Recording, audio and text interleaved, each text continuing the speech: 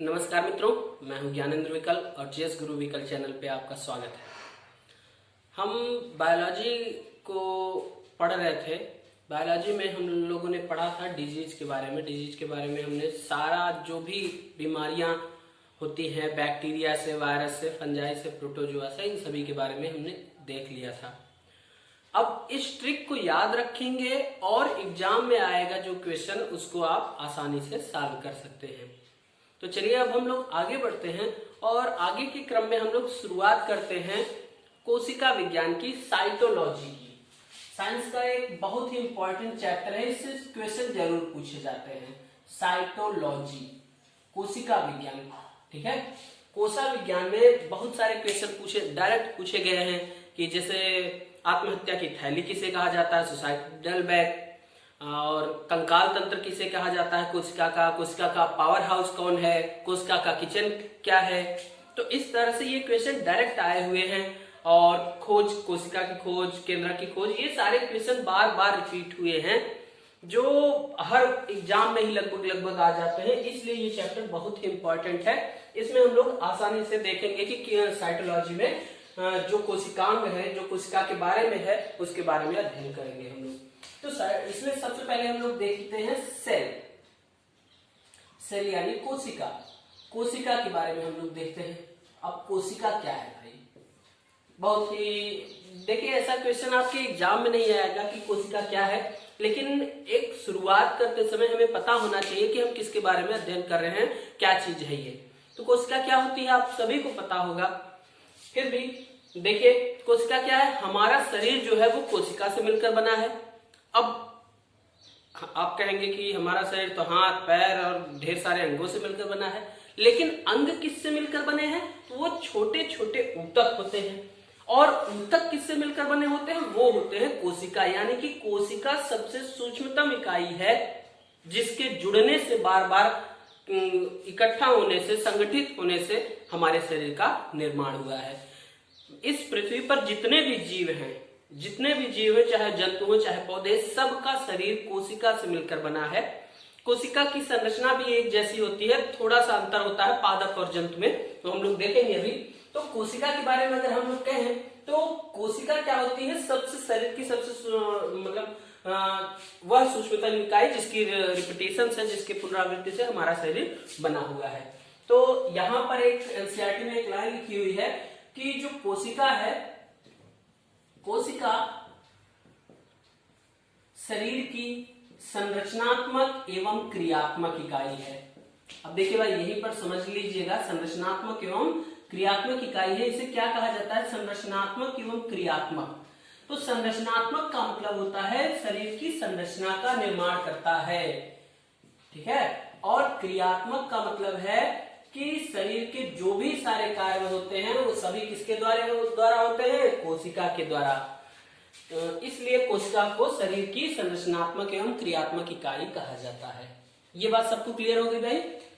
अब देखिए कोशिका, अगर हम कहें तो कोशिका जो होती है, यहां पर देख लीजिए, जो कोशिका होती है, कोशिका जब मिलती है, ढेर सारी कोशिकाएं मिलती हैं तो बनता है हमारा ऊतक, ठीक है।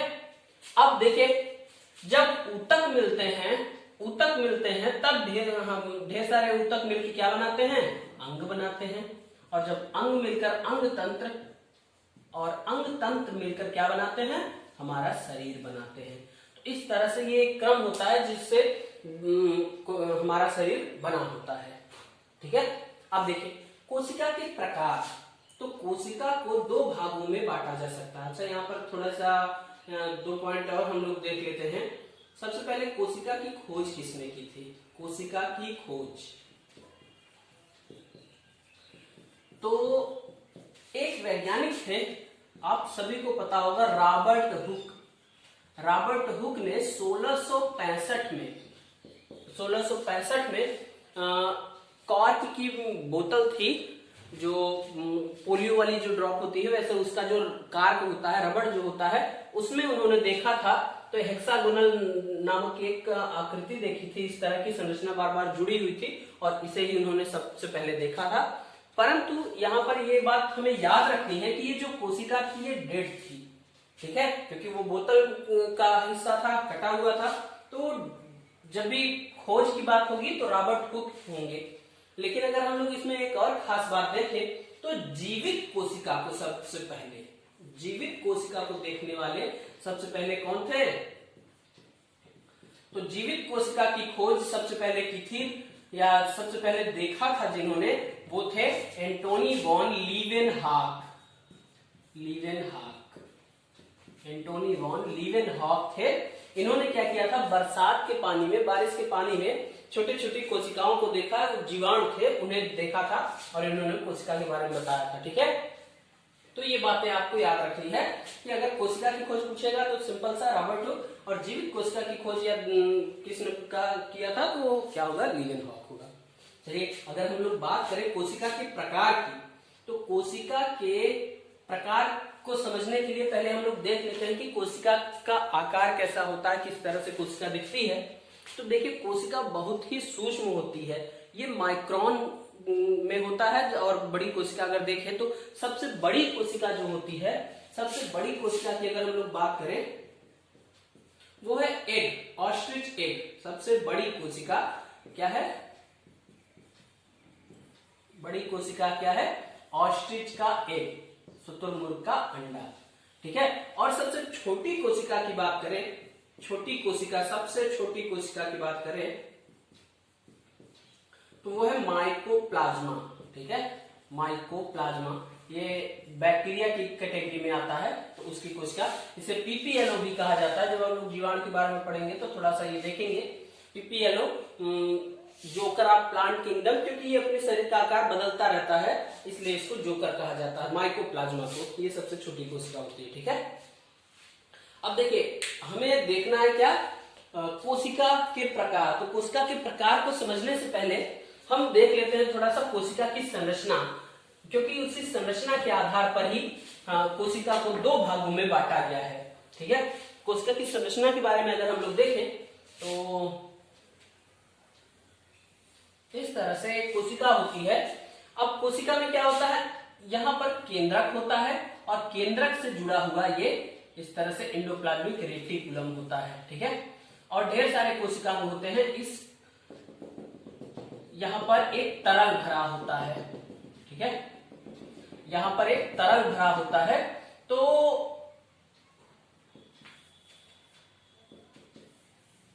हम लोग अभी जब आगे पढ़ेंगे तो देखेंगे, सारे कोशिकांग के बारे में बारी बारी से अध्ययन करेंगे।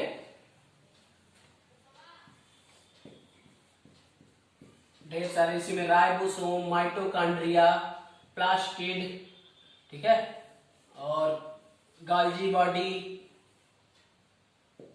एंडोप्लाज्मिक रेटिकुलम, केंद्रक, ढेर सारे कोशिकांग होते हैं, लाइसोसोम, राइबोसोम, ये सभी इसमें होते हैं। तो देखिए, यहां पर कोशिकांग की, अगर एक कोशिका की संरचना की बात करें तो कोशिका के दो भाग होते हैं।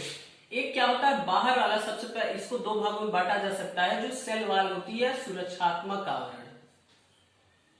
सुरक्षात्मक आवरण में हम लोग अभी देखेंगे कि कोशिका को दो भागों में बांटा जा सकता है, और दूसरा होता है जीव द्रव्य। अंदर का जो पूरा मटेरियल होता है वो जीव द्रव्य है। ऐसे समझिए, एक गुब्बारे में अगर कोई शरबत वगैरह घोल के भर दिया गया तो गुब्बारे की जो कवरिंग होगी बाहर की, वो सुरक्षात्मक आवरण, और उसके अंदर जो शरबत है, यानी कि उस पानी में बहुत सारी चीजें घोल सकते हैं, चीनी, नमक, यानी कि छोटे छोटे पार्टिकल ढेर सारे फैले होंगे, वो सबको एक साथ कह दिया गया जीव द्रव्य। ये याद रखने के लिए आप ऐसे समझेंगे।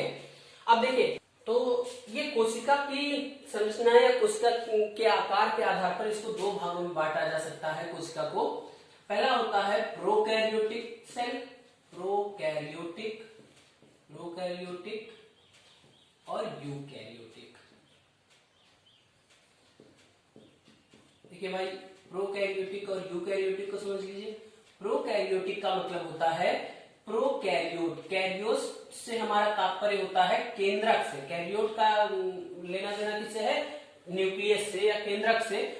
ठीक है, तो प्रोकैरियोट यानी कि प्रो यानी पहले का, यानी कि अगर कम विकसित केंद्रक है, कम विकसित केंद्रक है तो क्या होता है भाई, प्रोकैरियोटिक होता है। ठीक है, और जिसमें केंद्रक विकसित होता है, पूर्ण विकसित केंद्रक, इस तरह से कहा जा सकता है उसे क्या कहते हैं, यूकैरियोट। अब देखिए एक चीज और, जो प्रोकैरियोटिक होते हैं, प्रोकैरियोटिक ज्यादा हमेशा क्या होते हैं, एक कोशिकीय होते हैं, यानी कि अकेले कोशिका होती है, ठीक है।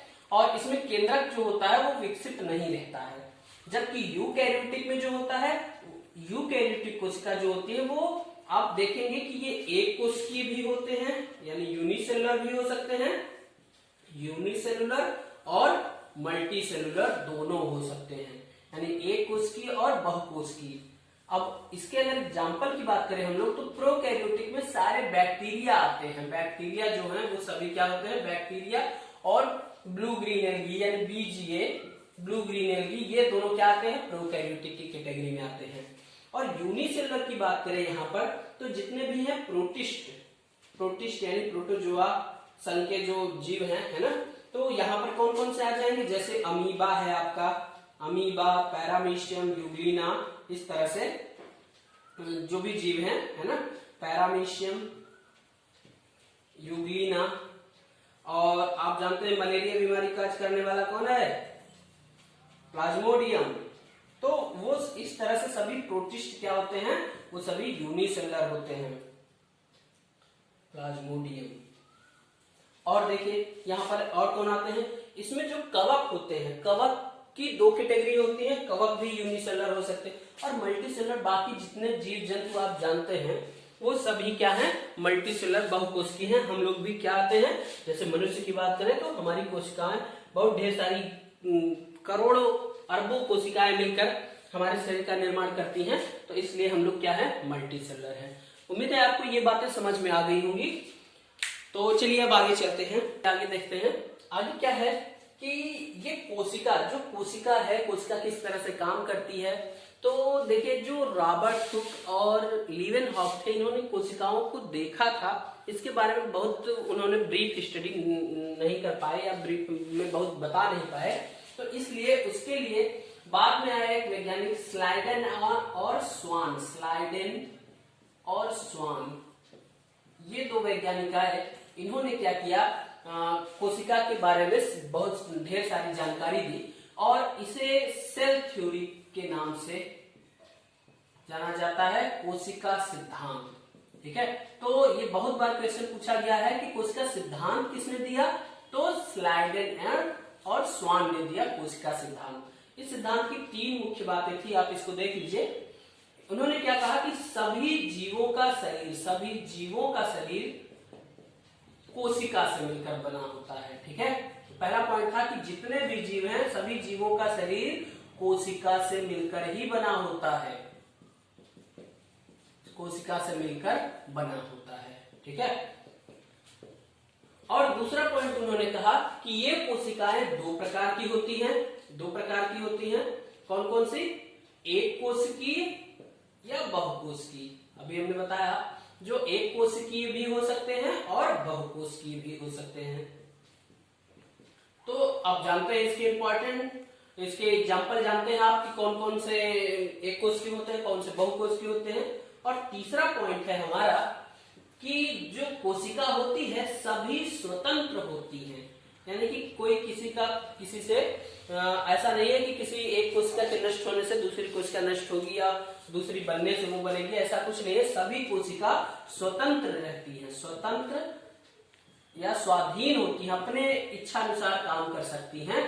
परंतु सभी कोशिका स्वतंत्र और स्वाधीन होने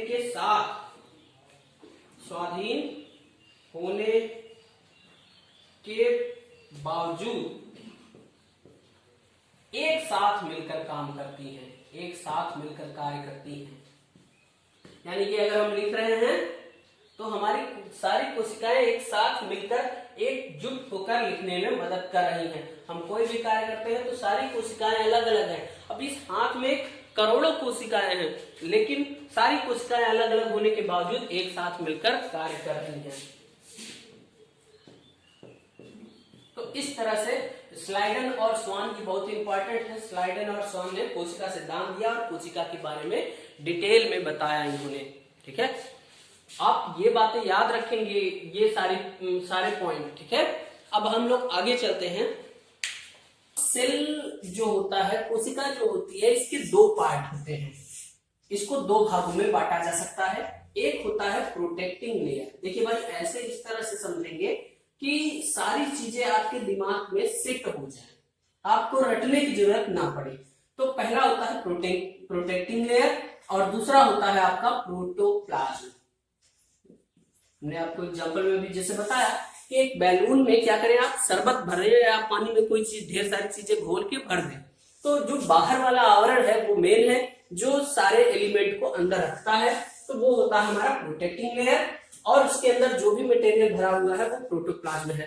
अब समझिए, प्रोटोप्लाज्म में ये जो भी चीजें हैं, यहाँ पर ये बाहर वाला सुरक्षात्मक आवरण और अंदर वाला पूरा क्या है, जीव द्रव्य है, प्रोटोप्लाज्म है यहाँ पर। और उस प्रोटोप्लाज्म में छोटे छोटे बहुत ढेर सारे कोशिकांग होते हैं।